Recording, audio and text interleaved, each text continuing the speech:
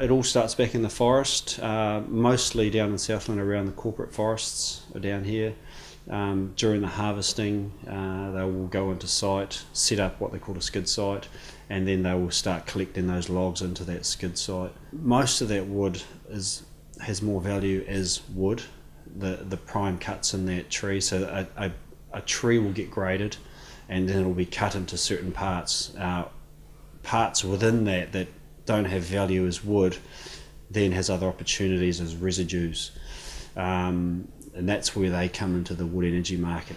So there's the forest residues that are there, so they'll sit in the forest and they'll either be collected or they won't be collected, and if they are collected they'll go off to another process for chipping, drying, etc.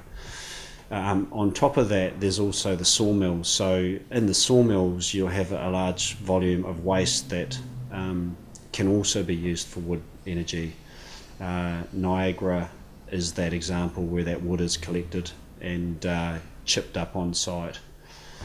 So most of that comes out as a dry end product, and for Niagara that's taking out all the knots in their timber, and that's all collected up and then put through another process, dry, chipped and then sized into different size grades, specifications.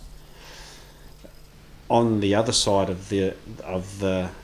on the opposite to that, where you're in the fuel market as a supplier of wood fuel, that log is that billet wood that's collected out of the bush is usually green, and so they have to dry that.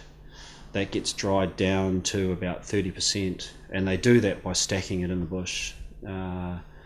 It's normally stacked for 12 months, and then it's chipped up. So that covers off the log drying, and then it's chipped and stored in a dry storage facility. From there, then it's delivered out to a client. So when you get to site, you'll see that these boilers have a fuel delivery system in which the truck can tip into. For large users now, you'll be getting into a truck and trailer unit, and for these large users you'll also be, rather than seasoning the fuel to 30% because of their volume, we'll be looking at wet chip. That's more the big industrial sites where you might be taking in 2 to 3 trucks deliveries a day. So for sites like that we'll be looking at wet fuels because of the volume, the sheer volume, and for other sites, the smaller sites, we'll be looking at a dry seasoned product. Venture Southland and the Wood Energy South project have done several studies in Southland, and those studies have shown that we've got a wall of wood coming at us for the next 30 to 50 years, and to be honest, I don't think the loggers know how they're going to cope with this wood that's coming. The volumes are massive that are coming.